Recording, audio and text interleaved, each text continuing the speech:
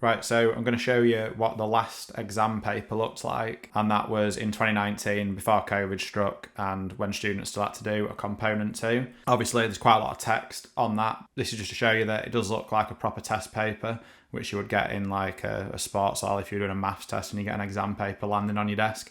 But it is all practical. There's no sort of written test element to this.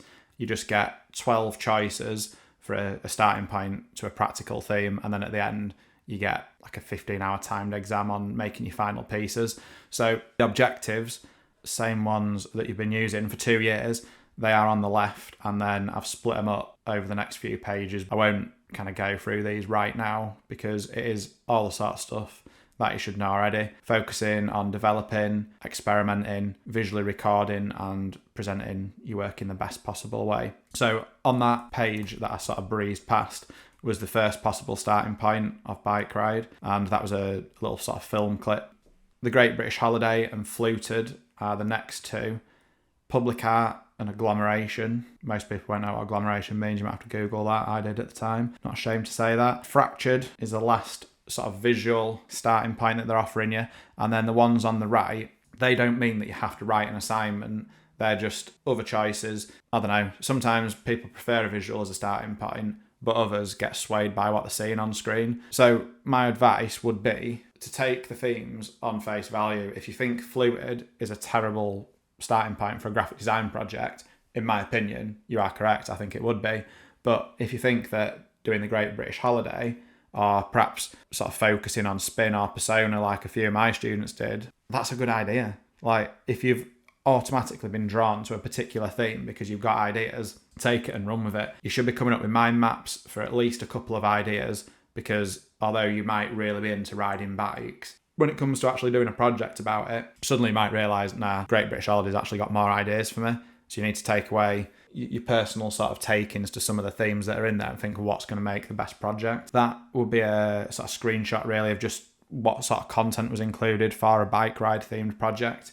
Now, that student, they're not just going, I'm going to draw a bike, I'm going to sell a bike. They're going to go, okay, what do I actually want to do? Well, if I want to do illustration and I want to tell some kind of story because I like making graphic novels and storyboards and things like that, then you need to incorporate a bike into the story because the theme is bike ride that they've given you as a starting point. But you don't have to go away, do sort of Halford's TV ads just because it's a bike company. Think, how can you incorporate the style that you like and that you're confident with into your work around one of these starting points. This one, persona, you can see they've gone on a right journey. So they've been interviewing people, they've been making models out of plasticine of them, they've made a little magazine, they've come up with like little animations that the heads sort of rotate around in 360 degrees, and it's so varied. Like, they ended up doing sketching, model making, magazine work, typography, animations, video work at the end, and this is all within a space of time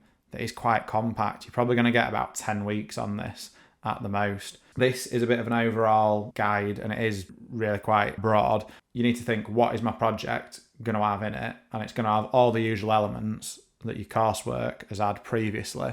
It's just, it needs to happen quicker. It's got to be more condensed. If you had 15 artists in your coursework, you're probably not going to get 15 artists in this one because you haven't got the time. You need to be making stuff. Screenshot if it's useful. It's just a basic structure of what your project should entail. So in summary, it's going to feel just like your coursework unit, except for you are provided with some starting points. But if you've looked at the 12 starting points, they're really varied. You could fit in most topics into them 12 starting points. There is less time, you can't go away from that. And there is going to be a bit of a practical at the end for your final outcomes. But again, if you're a student who's listened to your teacher and you've managed your time well, you would have time to practice what you intend to make in the exam, where you're going to have, no mobile phones, no music. You can't sit on a YouTube tutorial showing you how to make it or ask your teacher for that one button that you can't remember. You are kind of by yourselves in that 15-hour timed exam. But the timed exam is usually split up. I would say 3 days, but sometimes it's more than that. It just depends how your school or college runs it. But all your prep work, so your portfolio or your sketchbook, that's done in your regular lesson time and part of your own work. It's not exam conditions for that. And that is the bulk of this project. Obviously, you don't want it to be a disaster when you go into that timed exam, but if your coursework is really good, that's 60% of your grade sealed. You've already done really well. This exam unit's worth 40%. And then out of that 40%, the bit that's the time practical is only a quarter of that 40%. So, you can do the maths. It's not like a huge amount of marks that are going to be won or lost in them final stages. But, it won't be lost. You've done this subject now for 2 years. You'll be better than you've ever been at graphic design.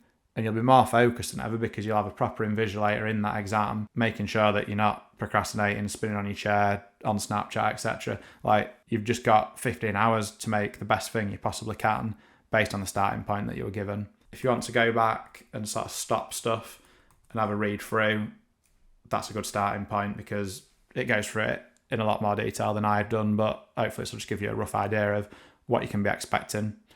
Nice one. In a bit.